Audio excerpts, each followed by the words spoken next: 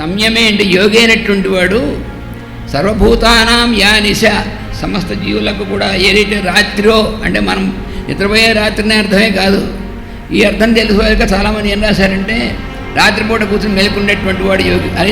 అలా అయితే ఇంకేమో అందరూ చాలామంది యోగులు ఉన్నాం. నిద్ర పట్టని వాళ్ళం, లేకపోతే కంప్యూటర్ ఎత్తు కూర్చొని రాత్రి 2 దాకా 3 దాకా కూర్చొని పోతే మధ్యాహ్నం తెల్లవారుసాను 12 గంటల నిద్రపోయేటువంటి వాళ్ళం, ఇవన్నీ చాలామంది ఉన్నాం కదండి. నైట్ వాచ్మెన్లు వీళ్ళందరూ యోగులు అయిపోవాలి. నిశ అంటే రాత్రినే అర్థం.